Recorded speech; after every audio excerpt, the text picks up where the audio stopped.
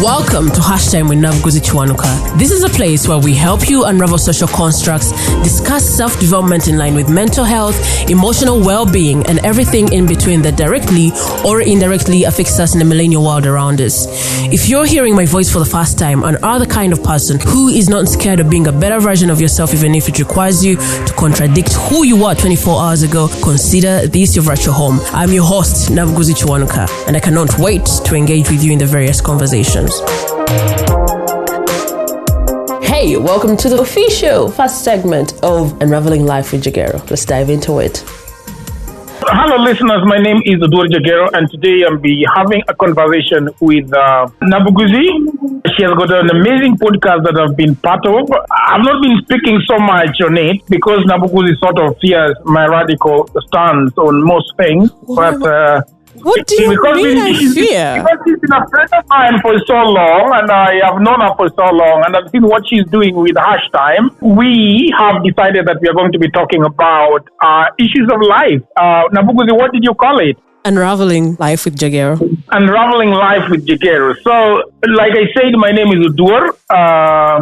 I am currently living in Nairobi, Kenya. I was born in the village on the shores of River Nyando. I grew up in the village.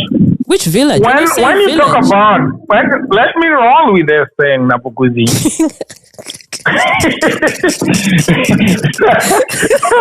when we talk about the village, your listeners across the world might not understand it. A village is a place that is not connected to electricity. It is not connected to running water. It's not connected to anything. It's only connected to the sun and the universe. So that is the idea of a village. So I grew up in a very nice and civilized environment, so to speak. But then I left the village for Nairobi City, where I did mass communication and journalism. And then I started working there as a freelancer and then started my company called Core Media. You know, and then after that, I fell in love with a lady and got married. And now I have a family, one wife, and a 7-year-old daughter. My love life has not stopped there. I might consider adding another wife, one or two, because I am nilotic and I am allowed. The idea of having another wife or two is not so that I can gratify myself. It's so that each and every woman can have a man. Do you consider yourself life. a charity organization? It is not charitable. It just I'm just good-hearted. Oh. Toxic. I'm not charitable. So anyway, I knew Nabuguzi sometimes back. I don't remember the year. Nabuguzi, maybe you can pick it from there. People already know you, so then you can just talk about how we met. You have already accused me that I'm not going to remember the details. So I know. Let's go. You go for it. I know for a fact that you don't remember. So here's the thing. I met Jagero. The very first time I might have seen you was 2015. And that was at the Writing Festival. But what happened that day was that year, the start of the event was a little messed up on my end. My stuff got stolen and I was, for the most part, floating. But I saw some guests and those that I didn't like. And Jagero was one of the guests that I didn't like. So when I saw you again in 2016, I was like, oh no, this guy is back. Why didn't you like me? I didn't look good. You were loud, I think. I can't really remember what happened in 2015, but you were loud. And then I was loud for your taste. Yes. So in 2016, when I saw you, I was like, oh my God, this guy is back. and when I walked into the building, you were talking with some guy that I don't remember. And when I walked into the building, you laughed with a guy. It seemed as though you guys were talking about me, and I was really cross. So I was like, whatever. And then you came to the store because I was managing the book sales that day. And you wanted to know our names of the people that were on the bookstore. And I was like, I'm not telling you my name. I'm not talking to you. I'll never talk to you. And then you came out of the screening that same night because I think there was an African movie night. And then you came and sat where I was, and I had no way of walking away from the bookstore because the person I was working with was not there. I was alone. And you were like, okay, so here's the thing. We are going to talk. Really? And of course, I had to be courteous. I am a volunteer of the event. And I was like, okay, let me sit for this. But that same day is when I had received my results from the LDC, that is a Law Development Center, where we pursue the postgraduate diploma for the lawyers. And I hadn't been admitted. My application wasn't successful. And then you asked me to talk about myself, and I talked about that. And you're like, bleep, Uganda, come to Kenya. Yeah. And I was like, I think I like this person. Because the way how you came to me is you got that book. I don't know, that year keeps messing up with me. The Ghosts of, is it 1894?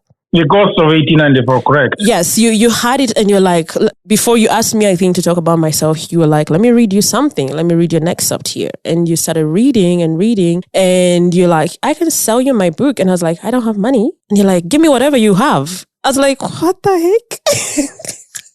I don't remember how much I gave you. I probably wanted to go for a beer and pork in Kampala, and I didn't have the money.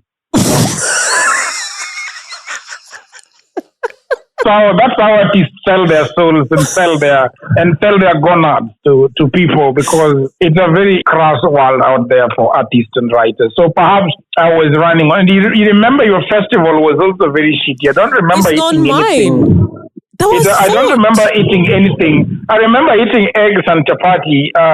I don't understand how you consider that a meal in Uganda. I mean, it is horrendous to tell foreigners to eat Rolex in your own country and bragging about it as if Rolex is some sort of heavenly food. I was so offended. But anyway, meeting you and other ninjas in Uganda was the best thing that festival did for me. It was the start of my love-hate relationship with Uganda. Love-hate relationship? Yeah, but there are things I detest about Uganda. There are things I love about Uganda. For example, I love the fact that Uganda has got very good food, very organic. In plenty. Uganda has got very good women, although I've never had a relationship with a Ugandan woman. So how I think I loved one Ugandan woman. How do I know about what? How good the women are. They look nice, bodily, in flesh. I mean, okay. Yes, I like the boobs, I like the asses, I like generally Ugandans and their accents that some people don't like, but I feel like it's very sexy. The Ugandan accent, usually when spoken by women, is very sexy for some weird reason. Is it?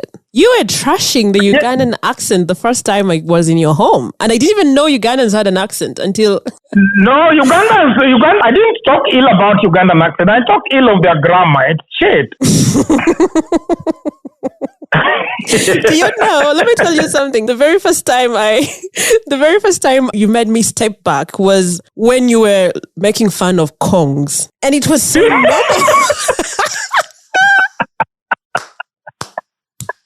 It was so normal. I don't know. I don't know how somebody could come up with that thing. Someone does something beautiful. If you're nilotic, you'll find how dubious that word is, the way you guys see. Because if you add O before spelling it out, then it will mean clitoris. Oh, no. Can you see? Yeah, Okomo is clitoris in nilotic language. Oh, okay. So it was a mix of fun and... That was the last time. You talk about... that was the last time I used it because I thought it was normal for a very long time. Someone does something or achieves something and you're like, oh, Kongs. Oh, my God.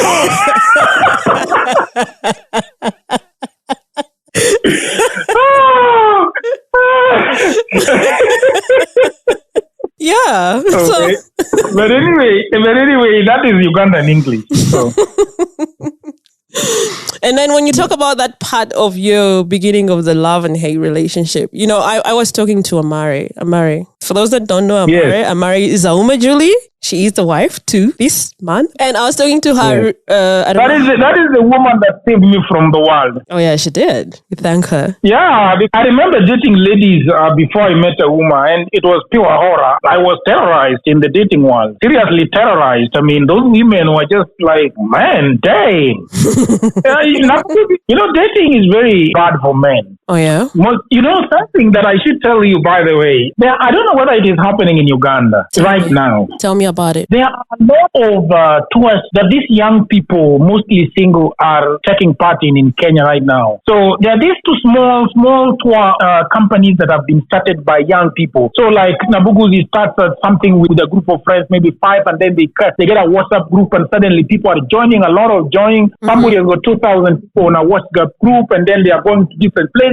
So for you in Uganda, they will be going to the Fall, they will be going to Mbarara, they will be going to any part of, because in Kenya they are going to Mombasa, they are going to Nanyuki, they are going to Migori, to Takawiri Island, they are going to Kisumu, they are going to so many places. So there is something that I've seen that is very, very interesting, yeah? Mm-hmm. So most of these tours are done by women. So you see, of course, you follow these people on Facebook, and then when they come back and they dump like 40, 45, 60 photos on Facebook. Yeah. And all you see are just a bunch of women, beautiful, chocolate thighs, boobs, flirtatious boobs, and all this. And you're like, where are the men? They're not there. Could be a girl's day out. No. No. Why did there are no men day out? So anyway, what I'm saying is that I don't know whether men have also realized that dating is so difficult and so complicated and so nuanced. They have decided, okay, let's forget about this thing. One of the guys, I talked with one guy the other day in Kisumu. I was just on my phone and I'm showing him the photos. And I'm like, dude, look at all these photos of these beautiful women going for an event in Diani, Mombasa. And they're just women. There is no single man. Why do you feel like there has to be a man? They always talk about this as single thing. Go meet the people, meet. The language is that you come and mingle. That's the language. Mm-hmm. So the assumption is that if people are going to mingle, we are talking about Uganda where homosexuality, where in Kenya and Uganda where homosexuality and lesbianism and gayism is punishable by death. Yeah. So anyway, I was talking to you about, let's not derail ourselves too much. I was talking to you about girls going out by themselves, and I met this man, and he was telling me something that is very funny. I was showing him, look, all these girls are going to Mombasa, they are going to Diani, they are going to all these places, but if you look at the pictures, they're just women, they are no men. Mm-hmm. You can get people like 30 people and only 2 men. And then this guy was telling me, those things, my friend, a lady you want to go with her, it is $200 to go there. But suddenly, if you want to also go, then you're not going to pay $200. They want you to pay $400. So they no longer want to pay if a man is in the picture. But if there is no man, they are very happy to pay the $200. But suddenly, a male friend wants to come with you. The entire bill is pushed to them. Mm. So anyway, what I was saying is that the marriage saved me from all that bullshit. I got married. Now I enjoy my life as a married person. Stay-at-home husband, house husband. Yeah. I'm a very happy house husband. Very happy. Oh, Jagero. Very happy. I do a few jobs here and there, but mostly I'm a stay-at-home dad. I'm a very proud man. Men have been taking women for so long. If I'm taken care of, what is the issue? So here's where I was headed when I tried to talk about Amare. I was talking to her some weeks ago, and I told her that if it wasn't for you, I don't think I would have traveled out of Uganda. Yeah. Because you went with this thing of bleep Uganda, come to Kenya, right? And I was like, I like this person, I think. And then that's how I moved to Kenya to look for an opportunity of pursuing my postgraduate diploma in legal practice. And much as it was really hard for me, while I was there, someone presented the option of moving to Rwanda, and I jumped onto it, and that's how I moved. If it wasn't for us to have that conversation that night, I didn't see any reason of leaving Uganda. I felt like everything is here. What's the point of leaving the country? So until... Yeah, Uganda is a cool place. The moment I stepped out, I didn't want to stop. I didn't want to stop. But you see, and I congratulate you for that. The only problem with you is that you never slept with other countries, outside East Africa. I will. You should have a bit of sex with the rest of the world. That is where the real orgasm is. Oh my God.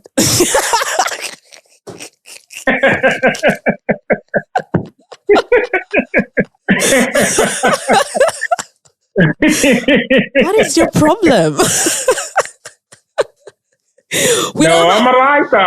We don't have to go. What is wrong with those words? What is wrong with why are we Africans afraid of those words? I mean, we don't. In one hand, they are so beautiful, and everybody wants to experience. But women are always saying, well, "I want it." Man, I think let me tell you guys, this year Jagero's new word is Oba. Now Oba is or in Luganda, and I don't know why suddenly, because I was talking to you and I was like, am I hearing this right? Is he really using it the way how I'm supposed to be using it? And then I noticed that you're actually using it the way how we are supposed to be using it. How did you get to that? How did you, I mean, you've been interacting with Ugandans a lot, but how did you get to that point where you're like, now let me start using Oba? Because there's a friend of mine called Fred. There's a friend of mine called Fred Abuyanga. Abuyanga is always using that word.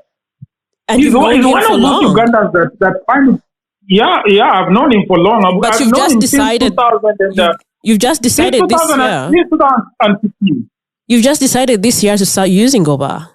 Yeah, but then we had a long call and he used it several times. I was like, what's going on with this one? We had a 45-minute talk when he was in Rwanda and he kept using the word. And I kept like, the guy is using this word so much and I've never used it. Let me try using it. See how it goes. So what do friendships mean to you? I don't like the word. You don't like it? Why? It's confusing. What makes friendships confusing? Right now, I feel like I have two strong friendships going on with two male friends. And I have close acquaintance? Mm-hmm. Acquaintances, yeah. And friendship is being familiar with somebody. And friendships are people that can help you when you are in situations that need help. Friends are people that you can be able to help when they need your help. Yeah. The people that you tell your deepest secrets, your fears. Friends for me are the people that don't just take from you, but you also receive from them. Mm-hmm. There is a guy called Ndemo. He was a Kenyan minister during the Kibaki regime. Okay. This guy wrote an opinion on the newspaper, and his opinion was very strange because I think he named it friendship. So he's saying that he was depressed after leaving the position, very depressed. Because he's saying that he was let go of that position and the following week his phone did not ring. Okay. He goes ahead and goes into the psychology of that following week. He kept checking his phone. There was no text, there was no message, there was no call. And he actually thought that his phone had a problem. And I don't remember very well, but I don't know if he took another phone and tried calling his phone to see if it's working. And it was indeed working. But people that were very close to him when he was having this government position just stopped calling him. And it dawned on him, these people had just left because he was no longer in a position to cater to their needs, cater to their whatever. And he talked about friendship, that the things, the people, the way people are always saying, I was talking to my friend the other day, I was talking to my Oba the other day, and blah, blah, blah, blah. These people are not your friends.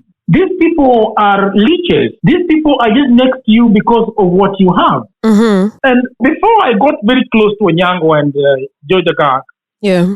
And that's recent. There is a time my wife... Isn't it? Yeah. Isn't that recent when you got close with them? Yeah, very close. I would say from last year, May. Because now, would that mean that you didn't have friends before then? So this is where I'm coming to. My wife asked me about 3-4 years ago that who is your friend? Do you have a friend? And I told her, no, I don't have a friend. All these people that I laugh around with, I just consider them, boys around. I don't consider them my friends. And she was pretty shocked why I did not consider them friends. And I asked her, why should I call them friends? What is it that, what situation has arisen and they have come to me? Like, for example, when my brother died, only I have lots of friends, but only, I think of all my friends, only one came. Yeah. But you see, my friends are nilotic. They are Luo, and Luos know what funerals mean, and they did not show up. So that tells you that, and even you should know that when somebody dies in Luoland, there is a lot of bills to take care of. And so that's my confusion with friendship. So I told my wife I don't have a friend. And I remember she was asking me if I am her friend. That's where she was going. But, configuratively or, in a broader sense, you could say that your wife is your friend. Amara is my friend, but when your wife is asking you about your friend, you don't know that she's setting up a trap for you. There is a person that I had only talked to for a month, and he asked me for who my best friend was. And I told him about my two closest friends, and he was offended that he hadn't been named as my best friend. And I was like, oh, dude, I barely know you. Oh my gosh. Where do you guys come up with these things?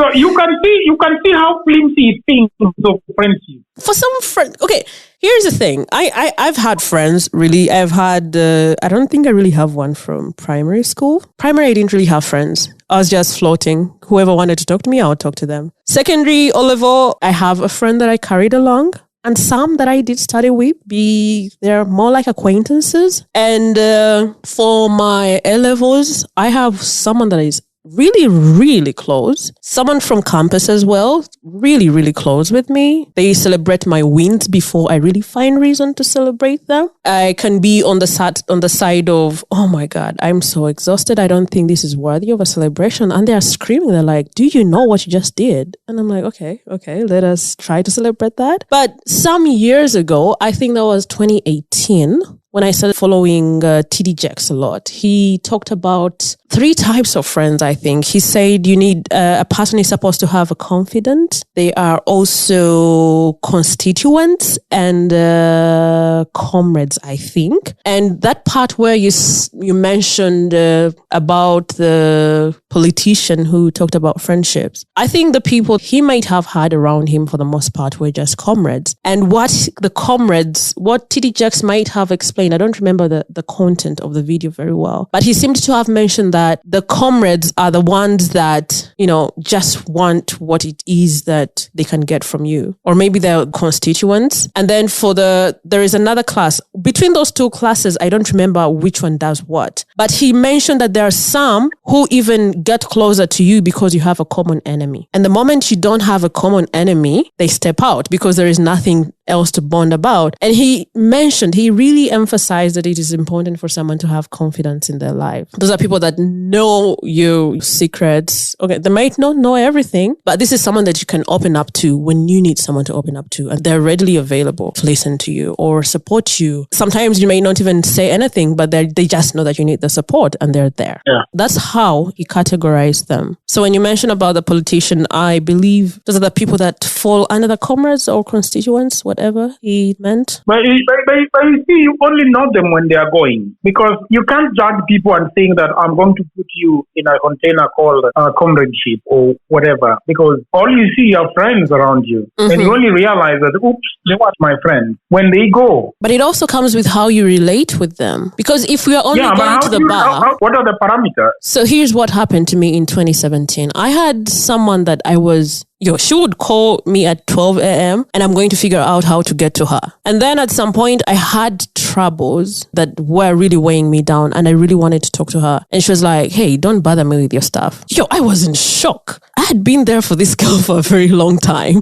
I was in shock. Really in shock. And it wasn't something serious for her when she said it, because in a few hours she was coming to me with her own stories for me to help her figure out. And I was like, you know what? I'm sure you can handle that. You really know the answer to what you're looking for. And I just excused myself from that kind of relationship. I was like, this doesn't work. When this guy was still talking about these friendships, he said that there are some people that come into our lives to teach us some things and they don't have to be permanent. So perhaps it's a journey to understand. It's not just about, hey, you, Jagero, you sit in the corner of the constituents. You sit in the comrades. Yeah, it takes a lot more. Life is very fast. And sometimes you really don't have the luxury of filtering people like that. Mm-hmm.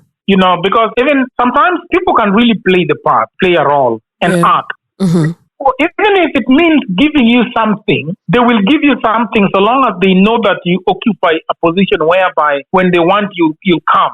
Mm-hmm. You see? So they will play that role to cheat you that you're in a tight of friendship with them. But it's all plastic till and the cover is blown. Yeah. Until you lose something, that is when you realize that they were not friends. So you can only say, that's what it was all about. Mm-hmm. It was just all about me, this position. It was all about me being here. It was all about me having a car that when everybody wants to go hiking, they all hop into my car. And I drive them on, I drive them back. It's all because I have this yacht where they want to hold their party. It is just because I have this and this, that.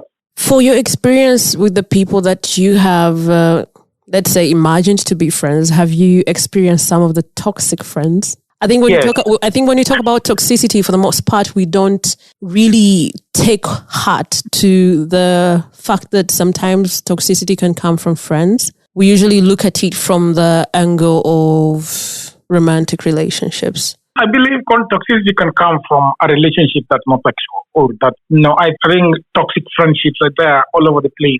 Have you had an experience that you would want to talk about? A toxic experience with a friend? What do you mean by toxic? I have a problem with that word. Because you were called toxic last week. No.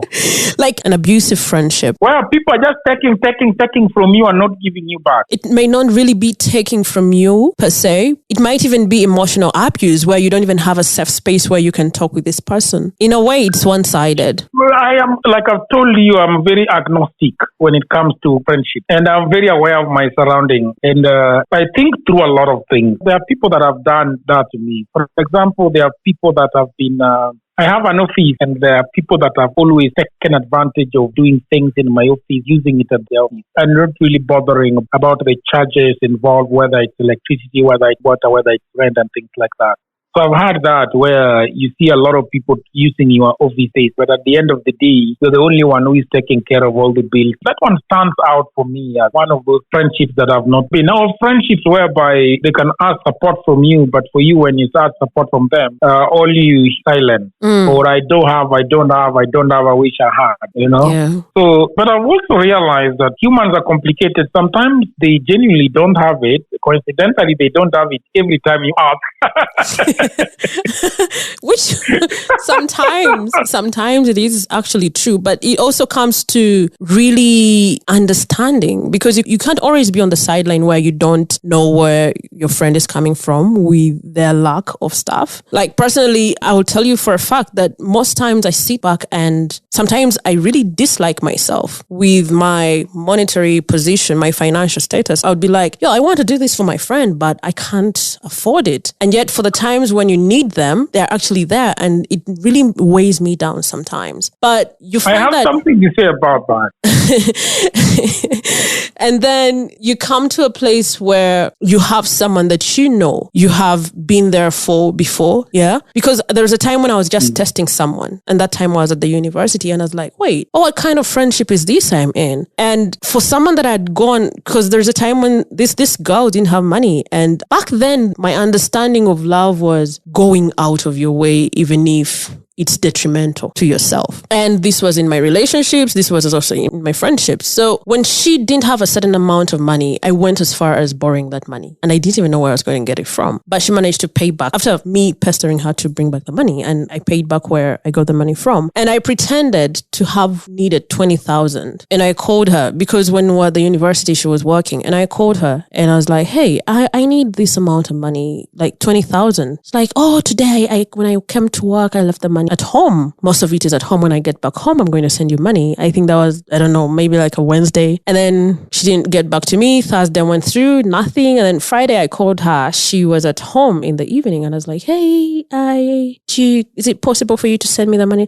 Like, oh my God. The last time when you asked me, I had it at home. Now I left it at office. Dude. And it just went like that. She didn't show up at all. So Nabugu, this is the way I look at it. Humans are naturally very intelligent creatures. It is funny that she was telling me something that I consider the way it should be. So she was telling me that when you are in a friendship with somebody, you can always discern the way this person is taking the friendship. Where this person, you go somewhere for lunch, you pay everything. You take a taxi, you pay the tax. You do this, you pay. You do this, you pay. You know. And then she told me something that, you know what? If taxi costs 1,000, let's talk in dollars because now we are international, right? Right. If this trip is $10 and you just gave $2, it says something about friendship. If you went to a restaurant and this restaurant is very expensive and the bill, let's say $35, nobody's asking you to give $35. Somebody just give $4. You know, somebody can see that this person, we are friends, and this usually happens in a relationship where one person is stronger financially than the other. Or it is happening at a place when somebody doesn't have as much money, but somebody has money. People can communicate. You as a friend, you can always know that my friend now has more money than I have, you know? But then it's down to what simple thing that you do. Okay. And then you go somewhere and you take a border and the border comes to $2. Pay the $2 for crying out loud. The person has just paid $35 at the restaurant you're from. And now this Okada, this border is just $2. Why don't you pay the $2 and contribute throughout this journey and this outing that you've been having together? You see? And by the way, we were talking about friendship that is not sexual. Even this one bleeds even the sexual relationship. Why the woman is just there the whole time, just looking at her big ass phone when the man is struggling with the bills right, left, and center. Sometimes it massages the man's Instagram, ego. taking ID photos. Sometimes. Oba.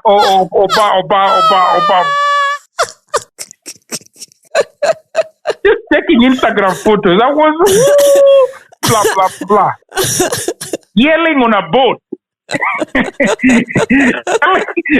Yelling on a boat that she has not paid a single cent for. But it massages most of these guys' egos. They like it when they're the ones. There's some. No. When it comes to the man. When it comes to the opposite, some. I'm telling you for a fact. No man.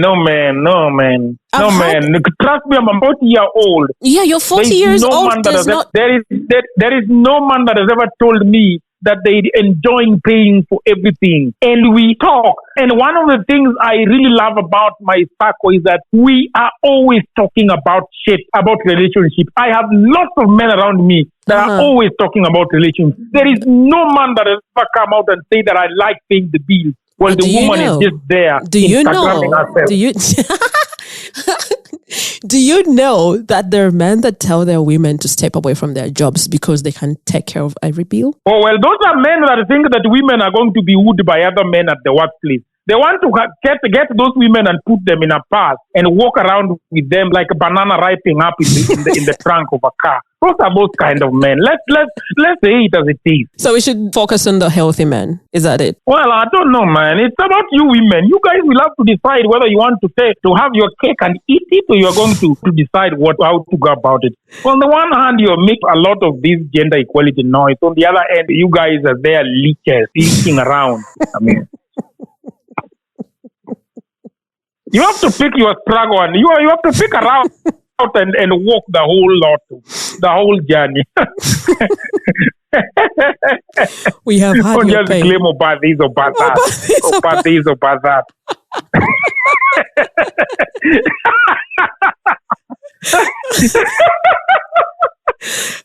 About this or about that.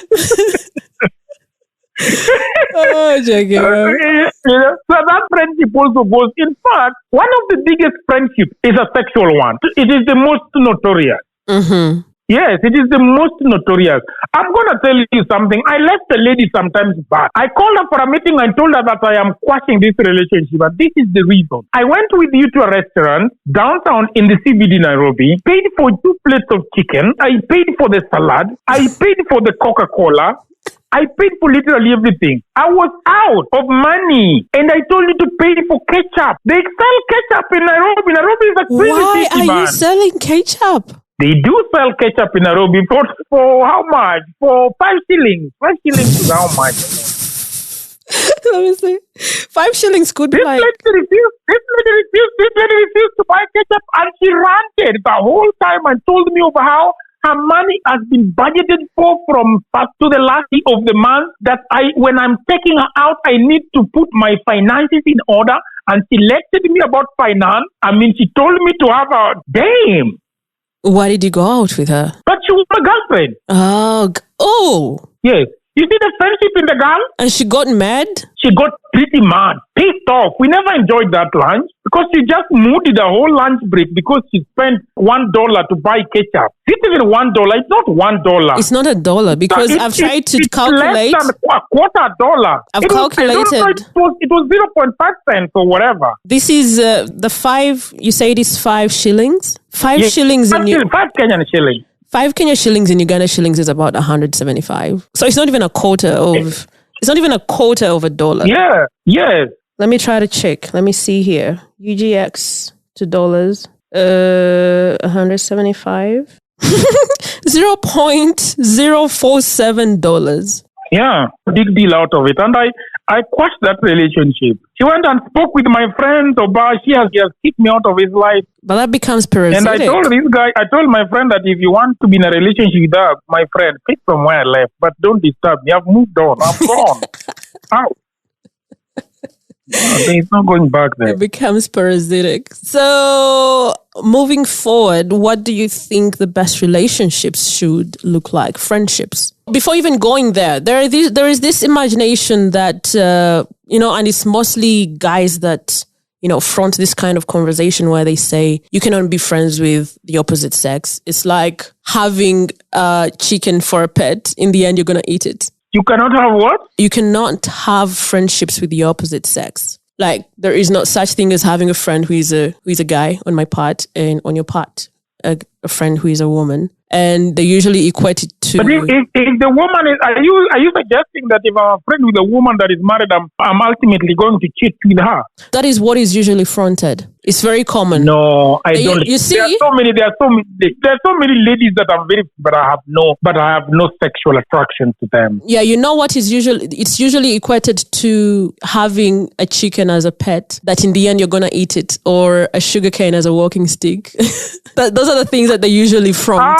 I disagree. There are women that are very beautiful and very attractive that if the coziness goes on for too long, you might live together when things go awry on either side. I think what happens with friendship is that when somebody is very lonely and you are a friend and you're a man, and things can happen. But even eating people does not mean that there was no friendship. I mean, sex is just sex. Yeah, sex is just sex. People get horny, like men get horny and have sex with women. Doesn't mean that they want to have a fucking relationship with them. No, not at all. The women, you want to just fuck and move along. You don't want to be in a relationship with them. I hear women are also like that they are men that they just want to ride they've gone as far as that. And then step into a shower and say nothing happened. The proponents of that belief is that there was no friendship from the very beginning. That is what they are trying to say. But that is not true. You can genuinely have friendship with somebody. Saying that is like saying that either the man is trying to lure the woman by saying that they are just friends, ultimately, but just want to eat her at the end of the day. I mean, friendships can turn around into something that they were not originally supposed to be. You can be friends with a man, and you look at this man, and this man is always going out with you, spending time with you, giving you that umbrella when it is raining, giving you that jacket when it's raining, take you to your doorstep when it is dark, doing all these things for you. You can be having this woman that is calling you from the blues and telling you that I want to take you out for dinner. You go have a beautiful dinner. She pays for it. You guys hang around, talk about code if you're people that are coding, talk about marketing if you're marketers, talk about this. And the situation just grows and grows and grows. And you're talking about your relationships, and the lead is telling you how his man is not taking care of him, he's not giving him time. And here you are giving him time. The man is talking about how the girlfriend is not realistic and blah, blah, blah. And then suddenly these people just wake the fuck up and say, what are we doing together? We are in a perfect relationship. Let's do this thing. But it didn't start like that. People should not be cheeky. It did not start like that for sure. So if they're going to be eating each other at the end of the day, they have just decided to eat each other. But they did not start on that premise. You understand? Mm. Yeah. Because if a friend finally kills his own friend, the guy was not luring him to a death trap the whole time. A situation just arose. Yeah. That is my thinking about those friendships between women and men. So, and sometimes a woman thinks that sometimes either sex might suggest that I think that this guy was luring me the whole time. Mm-hmm. Because me, I've been in a situation whereby a lady invited me to her house and it became so steamy. You know, I don't think that when I went to her house, that was a plan all along. I don't believe to this day that was we went there and started watching a movie and it became so romantic. She cooked me tea and it was very cozy, you know, and I don't think she planned the whole thing. Maybe she did, but I don't think so. Some do, unknowingly. Yeah, yes. But you see, those are those things that you lawyers go to court and say that this is an isolated case. Is that not the link that you guys use? It might not be isolated, actually, because you see, there is a way how we're conditioned as women not to really communicate verbally. In most cases, someone is just going to do it by action. That is why most women, when they're crying in relationships, they're going to say, "What didn't I do for you?" What didn't I do for you? Yeah, it's a lot about action than verbal communication. Where you will come to a woman and say, "Hey, I want you to be mine." She's going to cook for you meals, you know, send you lunch, like cooked food, things like that. In hope we should get used to being good and moving along. So moving forward, what do you think healthy relationships should look like? I don't want to cage a relationship and put boundaries on it, but friendship can be very fluid. Mm-hmm. I think there are expectations in friendship, expectations that are not even spelled out in words. Mm-hmm. People just call you their friend and their expectations to it. Have you had people, when everybody's going their own route, it is very heated, and the other person is saying, "Well, you were never my friend. I mean, I don't understand why you are calling me your friend. I mean, I just knew you. I mean, we were not friends that much." And this person is so hard and thinking that this was a friend. So I think in friendship, we just need to manage our expectations. Management does it come with communication? Ama, you just sit there? In sexual relationship, there is communication. It's not referred to a lot on the table, you know, communication. In general friendship, people don't go into length of communicating about defining the relationship. Defining the relationship is just mostly in sexual one, you know. But do you call your friend and talk to you? Do you call your friend who is just another lady and talk to her about, let's define our friendship? No, are it's we not. Friends? Well, I'm asking so many communication. weird questions. Communication is not about. It's not just asking. You know, if you ask a man that, they were like, "You are weird, man. What's going on here? Communication. You're weird, man." Communication is not just about defining what the relationship or friendship means. I get it. I get what sometimes now, if I'm for the years that I've known you, Jagero, I know for a fact that if you do something that hurts me, I might step aside for some time, but I know for a fact that I can come and communicate to you and tell you, "Hey, you did this and this." And I know it's not something that is going to, you know, much as I still want to bring that word toxic. You guys go slow on that one. Much as you're the kind, they are going to misuse it the way they are going to misuse it and redefine it the way whatever they did to feminism. They are going to they're really going that route with that thing. They are, of course, but let me get done with this. I know for a fact that I can come to you and say, "Hey, Jagero, you said this and this, and I didn't like it." Mm-hmm. And there is a space where you say, "Oh, yeah, I'm sorry, I didn't mean it to come out like that. I was going through this and this," and we move on. But then you have some friendships where you cannot even have that. The moment you make mention of something, someone is either spiraling or they are crying. "How dare you? You think I'm a bad person, so you're saying that I'm this?" Like, dude, I am saying you hurt me at this point. Mm-hmm. Yeah. That's where the communication is coming in. You can't just sit back. I agree. Yep. So what are we going to bring in the next segment of Unraveling Life with Jagero? I don't know. I have to think about, there's so many things to talk about. Well, let's talk about why women are so single. How are you going to air that? Are we going to have a group call? Because I don't have the answers to that. Well, we are going to have answers to it. It's not only going to come from your perspective. I probably... I saw a very misogynistic conversation going on a YouTube channel. Oh, yeah? What was it about? Misogynistic means, and those words are in quotes, I didn't consider it that, but I know a lot of people would consider it misogyny. What was it about? What was this the topic? guy, I don't know where he got. There is a research that was done that found out that a lot of young women are not consuming intelligent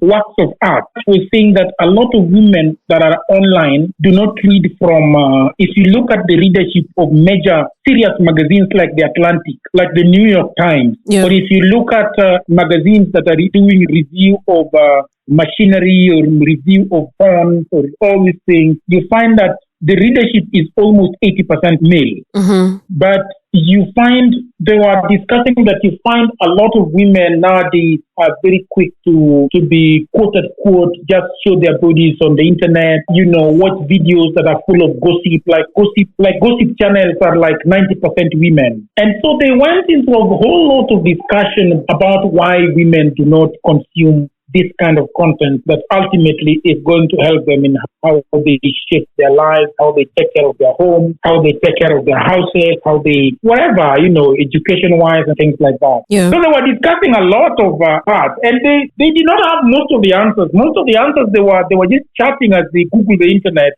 and see how women think and things like that. And they were all there in the internet. If we ask ChatGPT why there are so many single people, let me ask. How is that related? It's not related to the intelligent, content. You want to mix it up? No, I mean, we are. Why are there so many single people? Yeah, we could ask it. Today. So we can prepare for that and go over the points that ChatGPT will share with us, I guess. They will be catching us every Monday. We shall be launching the week. The ChatGPT knows about why people are single these days. It's writing it with a lot of enthusiasm.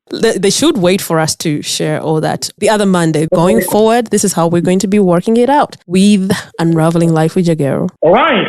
Thank you very much, people. I'm not being paid to appear on this podcast.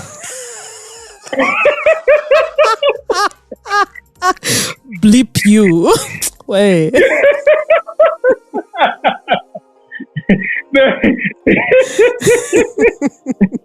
I am hoping that the viewership can swell and swell and swell and swell. Look, Nabugu is taking a lot of our time to make this happen. Yeah. And if you guys want to support Nabugu's channel, the best thing you can do is to share whatever comes out of this channel. Share it widely, comment, and make those algorithms to make sure that this is something that is of importance. And then we can have a big community and we can, have these conversations going far and wide.